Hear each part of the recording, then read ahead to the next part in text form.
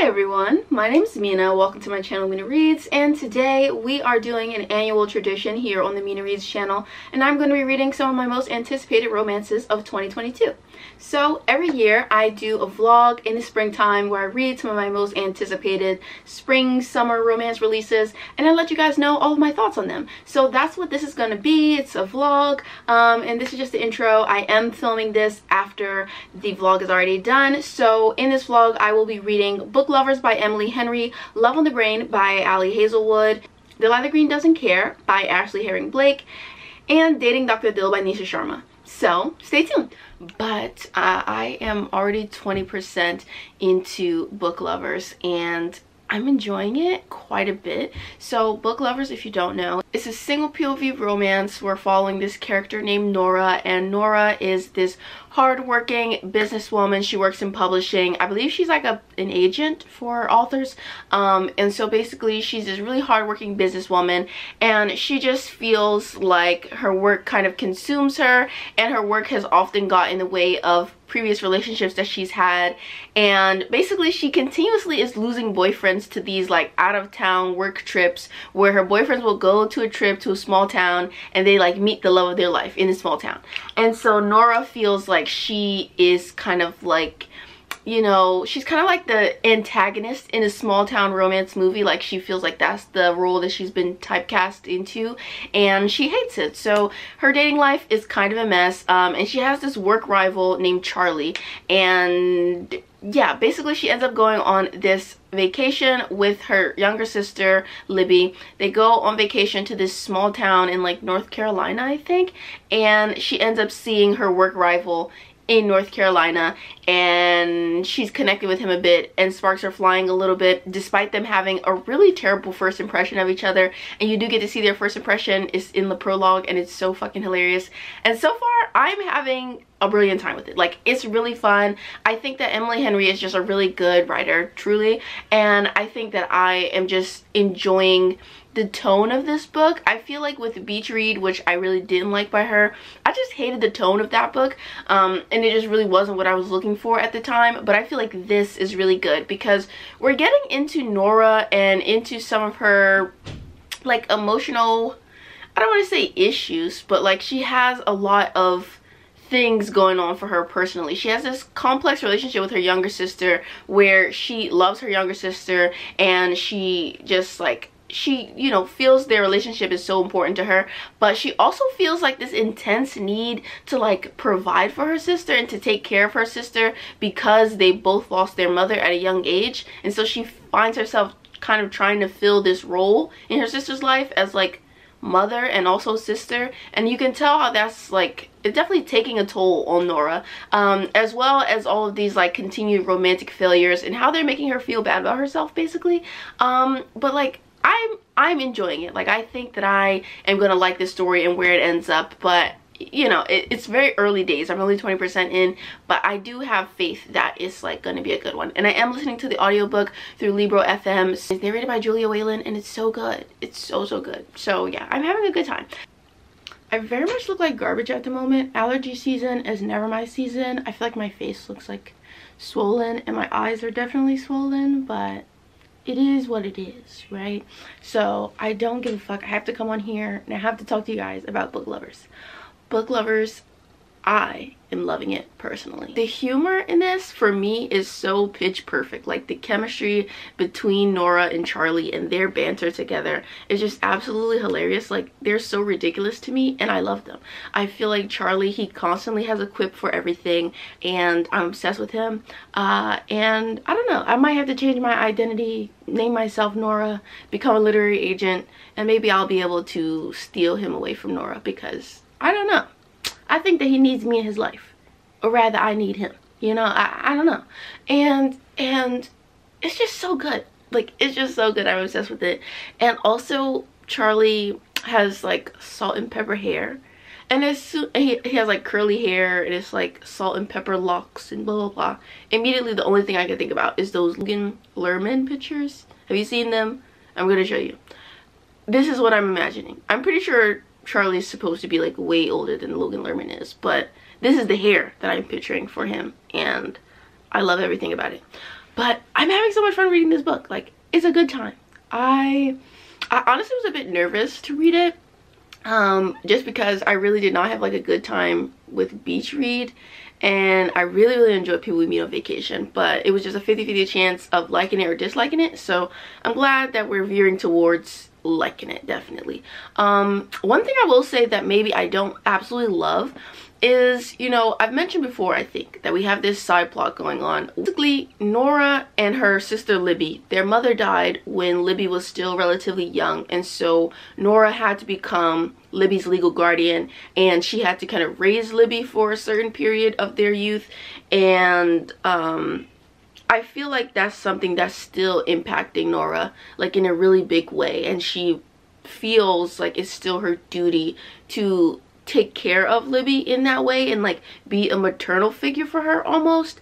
And she's kind of like obsessive almost about it, and like obsessive about Libby's well-being, which is like, it's all well and good to care about your family members and to want the best for them, want them to be happy, want them to be safe, and making sure that everything's cool with them. But I feel like her intense preoccupation with her sister almost feels like it's just so unhealthy, and I can't wait for her to see a therapist or something so she can unpack that. But more so, I really don't like Libby's character. Like, I don't like reading about her. I just am not enjoying her on the page. I just feel like she's just like annoyingly quirky and like, you know, singing in the streets and like twirling around. Like, I don't want to read about that. I hate characters like that. So not that Libby is like the devil incarnate, but I just am not enjoying reading about her. And I feel like every time the book spends a lot of time talking about Libby and about their relationship, and it takes time away from Nora and Charlie, I'm growing a bit pissed off. I only want to read about Nora and Charlie. I don't really give a damn about Libby and her tribe of kids and whatever the hell's going on with her and her husband. I don't care. It's been hours since my last update. I look like absolute shit still. I'm crying. I'm crying. I just read the fucking love confession and I'm crying. I finished the book. I'm crying. I will come back when I'm not crying to actually give you my final thoughts and review of the book. But I'm fucking crying. Charlie Lostra, I'm in love with you. I'm in love with you. Charlie he changed the game. I'm sorry. I fear that he changed the game. Oh my fucking god, bro. I'll be back when I have my life together. I promise. Hello, besties. So yesterday I completed Book Lovers, and I have so many thoughts on it that I don't even know how to really convey them to you. So one of the first things that I'm going to say is that Nora desperately needs therapy. And it's like, you know, it's good to care about your sister, it's good to care about your siblings, but the extent to which Nora cares is way too much, and Nora has become incredibly self-sacrificing as a result of these feelings that she has about Libby and her role in Libby's life. So I think that what really needed to happen is therapy. Yes, her and Libby need to have some conversations and like be very open and honest with each other, and they do eventually, but it takes a really long time. They need to have some conversations and be open with each other about like what's going on and their feelings and just like getting all that out there. But I truly, deeply and desperately believe that Nora needed a therapist very badly, because she has like intense trauma responses to everything regarding like her mother's death and her mother's life and everything like that, and she just clearly needs to be seeing a therapist. So the fact that she isn't seeing a therapist, the fact that therapy is not even like mentioned, is, I don't like that.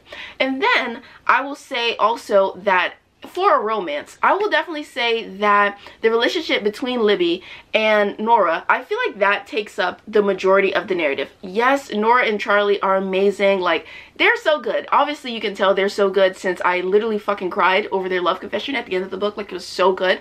But I feel like their relationship almost felt like a subplot to me in comparison to how the Libby and Nora relationship was really in the foreground of the narrative. And so much of Nora's mental processes and thoughts were about Libby and about her relationship with Libby, about what was going on with Libby.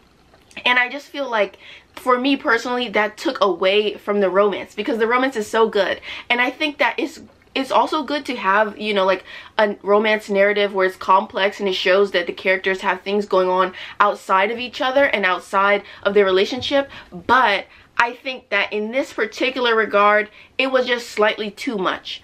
However, I think that it would have been fine if this was a dual POV narrative, because Charlie, he also has some stuff going on where he's incredibly self-sacrificing for the sake of his family. And so that would have been like a really nice like parallel, in that you see how Nora and Charlie are kind of struggling with the same thing, and how they see each other and they feel like they're the only two people who really see each other for who they are, and they're just like soulmates and all this other really good stuff. And like, I agree with that. I feel like all that is really well done.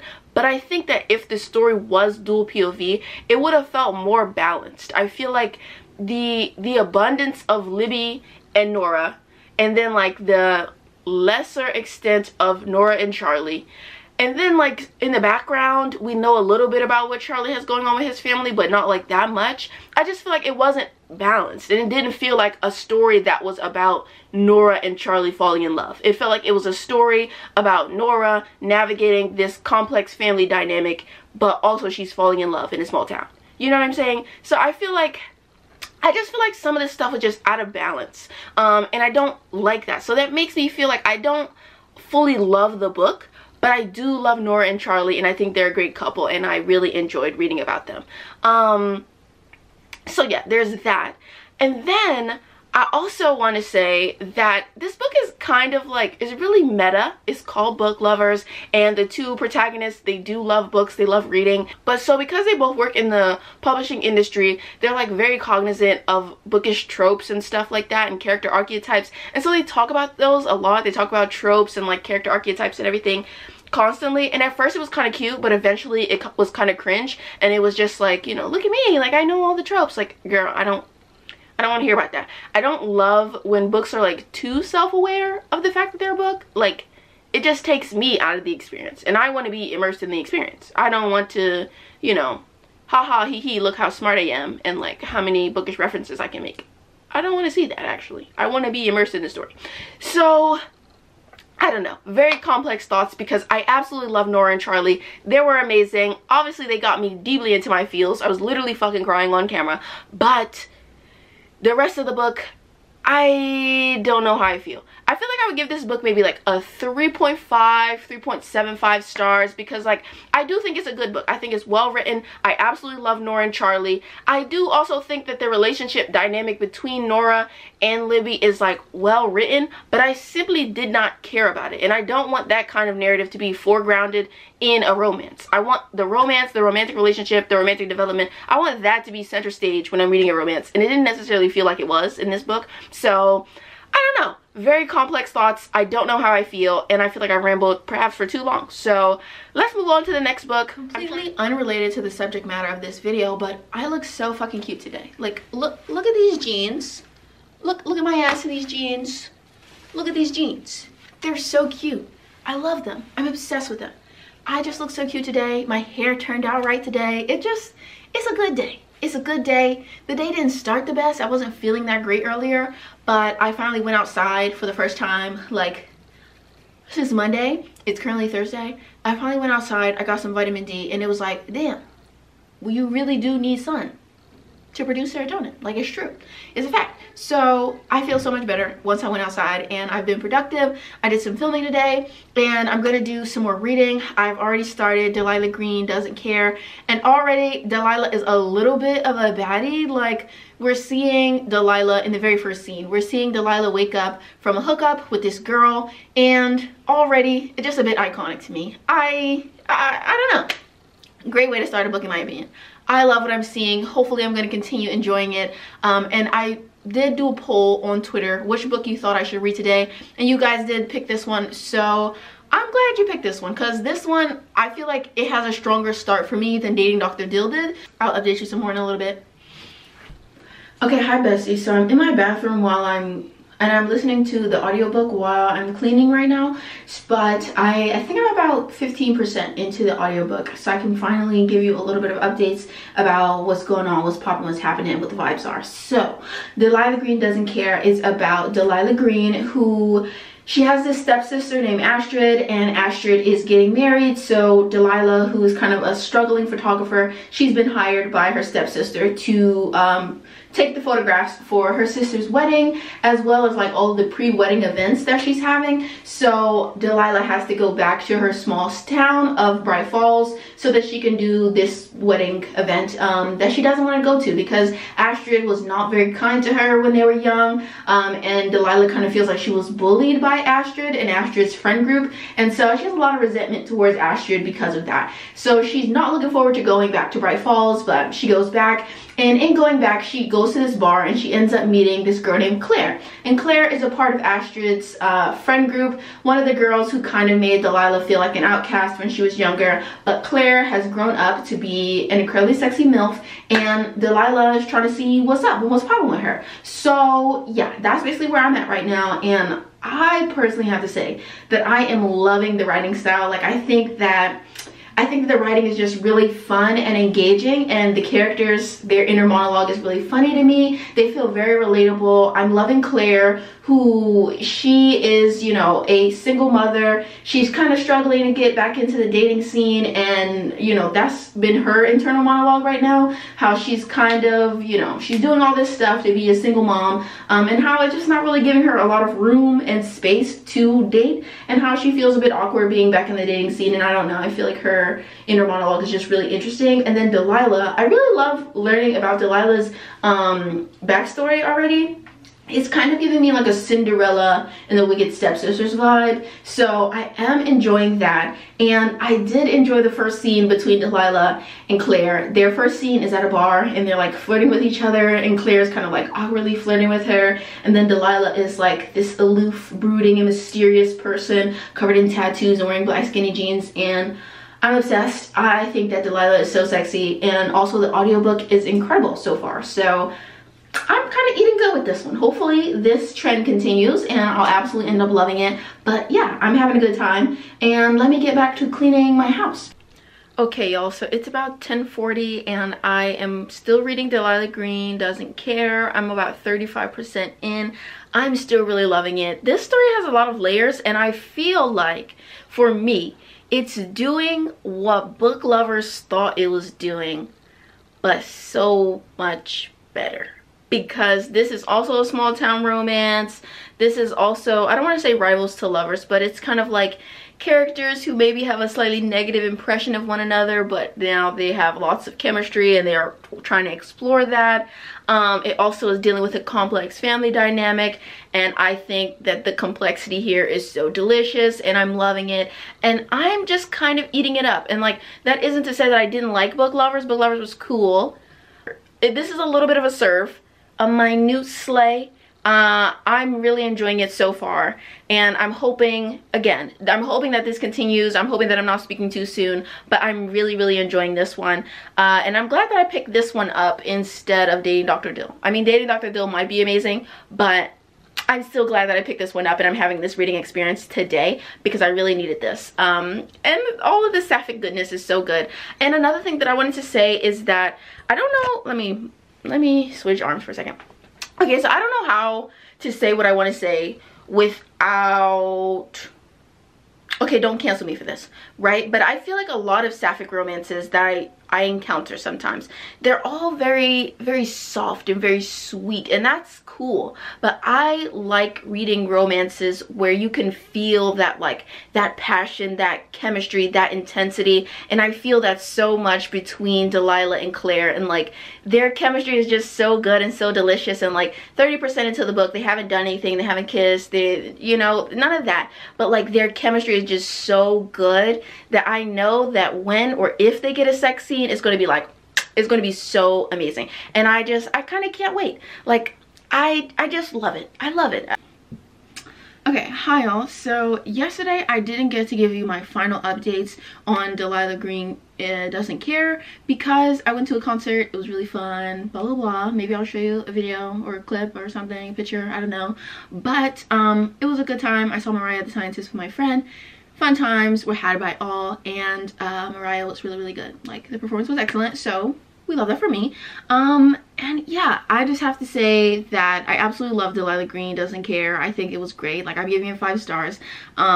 It was just phenomenal for me on all of the levels. I think that it was such a well executed romance. I really felt the connection and the tension between Delilah and Claire, and I feel like they were just really vulnerable and sweet and tender with each other, but there was also a lot of like fiery passion and intensity between them, like sexually, and the book was steamy, which I didn't necessarily expect. I mean, it wasn't like wild crazy, but there were a few sex scenes and they were all very cool and very well done, and I loved them.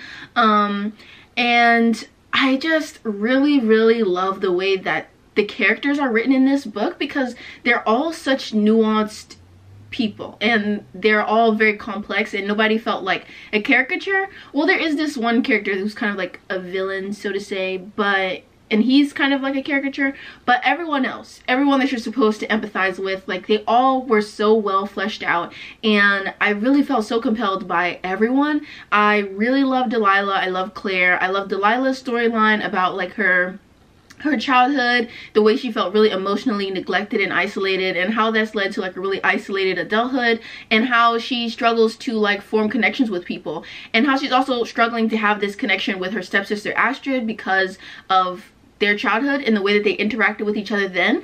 So I really like the way they was kind of dealing with like that childhood trauma, those complex familial dynamics. I loved it. I was eating it up. And then I really love Claire. Claire's like a single mom, and she's in a co-parenting situation with her her ex-husband, whatever. His name is Josh, and Josh is like really flaky, and so she feels a lot of panic when he is taking care of their daughter Ruby.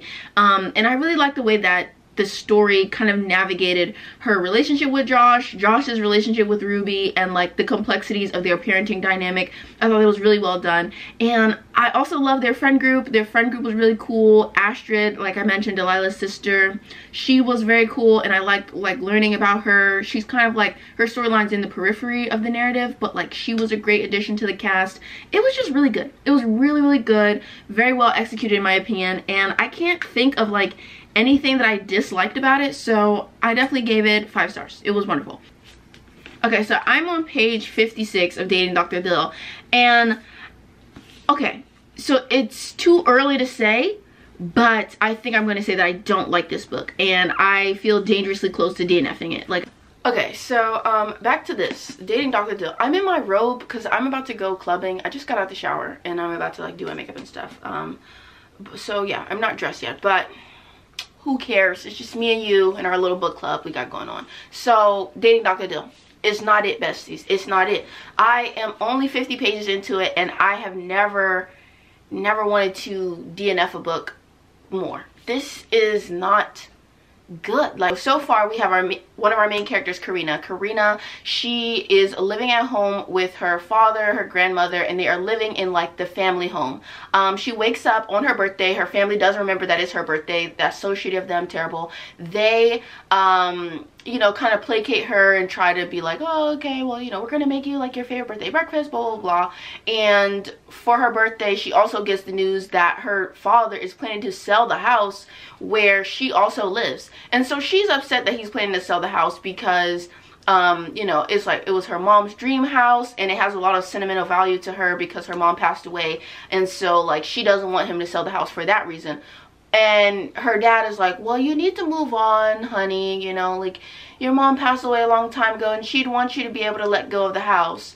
And it's like, okay, even if that's true, like even if Karina shouldn't be holding on to the house just because like her mom lived there and it was her mom's dream house or whatever, why the fuck wouldn't he tell her that he was planning to sell the house if she lives there? This is where she lives, where she lays her head at night. Like, wasn't she going to need to know that when you sell the house and when y'all moving out and shit? Like, why would you not tell her about this very huge life development that has a very direct impact on her and her life because she lives there in the house that you're planning to sell? Hello. It doesn't make sense. So immediately I fucking hate her family. They suck ass. And I won't be taking criticism at this time. Then Karina ends up meeting this guy named Prem at a restaurant. She's out like at this restaurant bar. It's her birthday. She's still having this like rough birthday basically, and she goes to the restaurant bar, and she's drinking by herself, and Prem kind of introduces himself to her, and they have, you know, this little witty tete-a-tete, which is very cringe-worthy actually. And then immediately the next chapter, literally on chapter 4, they're banging, like, or not banging, they're about to bang. Prem gets a phone call and he is like, oh, sorry, I have to go. So he just leaves, and you know, she's standing there like, oh my god, I can't believe he just left, like, how, you know, how rude of him, which it is very rude of him. So she ends up seeing him the next day while she goes to like a live taping of this show called Dating Dr. Dill, or called Dr. Dill. And Dr. Dill, the guy who is Dr. Dill, is Prem. And so she, on live TV, stands up and she says, Prem, you're a fraud and you're a fake because you told me last night that you believed in love marriages, but you clearly don't, and you're actually just a fuckboy, and blah blah blah blah. On live TV, she did this. I understand that it is disrespectful that he left her, and like, he shouldn't have left her. And even if she wanted to confront him, she wanted to yell at him and everything, okay, fine.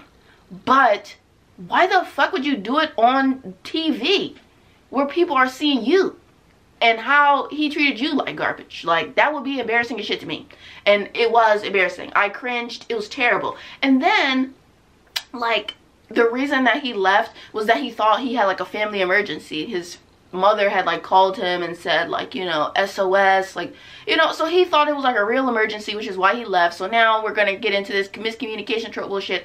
But listen, it's beyond this. I think that it was just so cringeworthy that she did that shit on TV. Why? No, it doesn't have to be done. And then when she does confront him about all the stuff that he did on TV, which I still think she shouldn't have done, that was OD. When she does confront him, he says something insane, and he says like, I bet you're one of those like bitter single women who can't get a man, da, da, da, da, da, da. And he was like, I mean, he was going in, and it's just like, girl, immediately I don't like the characters. I don't like Karina. She's kind of annoying. I know that she's kind of like a wronged party here, but I just don't enjoy her narration, and she just kind of irritates me, and I don't like her. And Prem, okay, he seems like he's an asshole. Don't really fuck with him. I don't like the dynamic that's getting set up and established. I don't think that Karina is some kind of girl boss for doing this shit on TV. I think that was dumb and embarrassing. It's a DNF. That's what I'm thinking. Because, no. Just, no. I'm literally only filming this clip just to prove to you guys that I am actually cute, and I don't only wear that little white robe. Like, I do wear other things. In this case, it's like a very short crop top, but it doesn't matter. I'm going clubbing, so the less clothes the better. I'll see you guys the next time I read something. Hi y'all, so it is the day after the club and my hair is very much sweated out, so we got to do a new twist out on it soon. But I just wanted to say that today I'm planning to start Love on the Brain by Ali Hazelwood. This is a rom-com, and I believe it's going to have like an academic setting similar to The Love Hypothesis, and this is going to deal with a neurobiologist or a neuroscientist, and this girl who I think that she's like trying to work for NASA. I started it and she was talking about NASA, but I'm not sure in what capacity she's going to be working with NASA, but it all sounds very interesting. I can't wait to dive into it because I really enjoyed The Love Hypothesis when I read it back in September, I want to say, and it was a good time to me. So I'm hoping that this is good. I'm hoping that it's going to be fun and easy breezy, and you know, it's just going to be like the pick-me-up that I need right now. So yeah. I mean, I personally am in a good mood. I'm having a great week personally, and today's Mother's Day, and I'm going to spend it with my mom and my grandma and my godmother, so I'm excited about that. So yeah, I'm having a good time. I'm having a good time filming this, even though I've spent most of the filming of this video looking a hot ass mess. I've just been really relaxed, and I've been trying to get myself to be more comfortable with coming on camera and talking with you guys, even if I don't feel like my hair looks amazing. I'm trying to like forge a better relationship with my natural hair right now. So yeah, that's probably why I look a little bit of a mess at various intervals in this video, because you know, I'm trying to work on my self-love and loving every part of me, including my hair. So yeah, that's what's up with that, and I will update you when I read some more of Love on the Brain. I have read like the first chapter, or maybe like the prologue, and it's interesting so far. So I hope it's gonna be a good one. Fingers crossed. This is what I get for trying to start my hot girl summer early. I was outside multiple days in a row doing shit. Went to a concert, went clubbing, I had a date, I did a family dinner on Sunday, and now I'm sick as a fucking dog right now. It's terrible. I feel like it's like a combination of my allergies and like maybe possibly I have a cold. I don't know, but that's what I get. I need to stay my ass in the house. Yeah, so I am about, I want to say I'm like 12% into Love on the Brain, and Love on the Brain is about this girl named B, and B is a neuroscientist. I want to say that she's a neural engineer, but I don't know if that's true or not, but maybe. So she's a neuroscientist, and she has recently been hired to do a contract with NASA, and she's really excited about it. Only the bad part is that she is going to have to partner up with one of her like academic rivals, and his name is Levi Ward, and they used to be in the same lab together when they were getting like their what is it, like their graduate degrees or their post-grad degrees. They used to share a lab together, and he didn't like her supposedly, so they had beef and everything like that, and now they're gonna have to work together on this NASA project, and that's where I am so far. But the catch is that I'm pretty sure it's been introduced that B has this like this Twitter account, what she calls like what would Marie Curie do. So she has this Twitter account, and she has like a Twitter friend, and the Twitter friend, I can't remember what his handle is, but I am 100% certain that this Twitter friend is Levi. So it's going to be one of those romances where like they hate each other in person, but they're like online besties. And I kind of absolutely love that trope. It's like one of my favorites. So, so far it's interesting. But yeah, what else was I going to say? I think that's pretty much it. I'm sick. I started the book, and yeah. So I'll update you when I read some more. I kind of want to finish it today so that I can finish the video today, but who knows? We'll see. Still very sick, still look a mess. I'm 30% into Love on the Brain.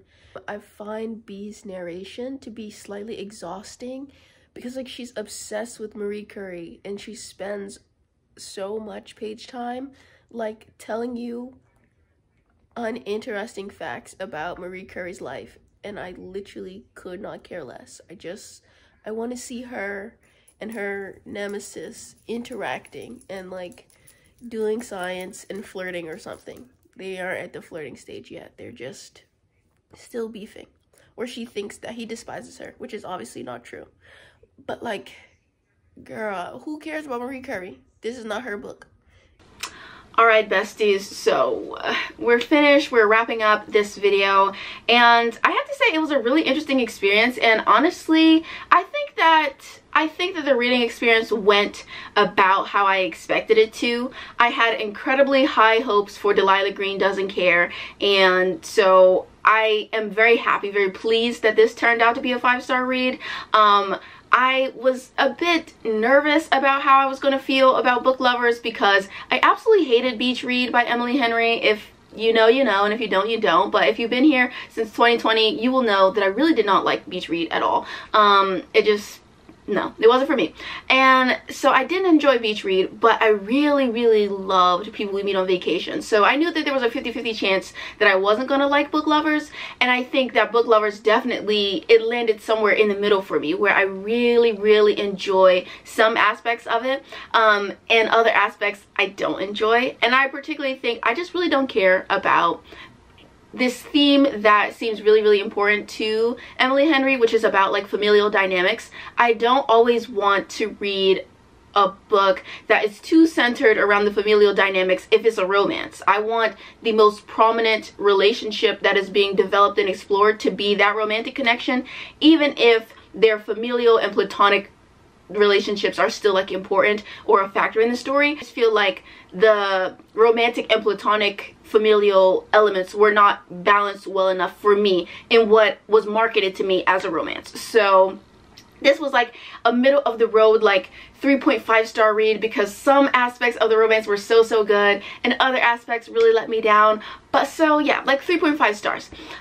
Then we have Love on the Brain. I just really didn't like this one. Ali Hazelwood's writing style with her quirky protagonist, it's cute sometimes. I really enjoyed it in The Love Hypothesis. Can't say that I really enjoyed it in Love on the Brain. I just found the main character be a little bit irritating, and I didn't enjoy her narration, nor did I give a damn about her Marie Curie obsession. And also, I want to say that I am so sick and tired of reading about itsy bitsy teeny weeny, you know, minuscule female characters that are just so tiny and so short and so skinny, and then their love interest is this fucking giant woolly mammoth of a man, and he's so big and strong, and she's just so small compared to her, and he could just wrap his entire hand around her waist. I don't want to read that shit. I don't want to, like, where are the tall bitches at? Let me know.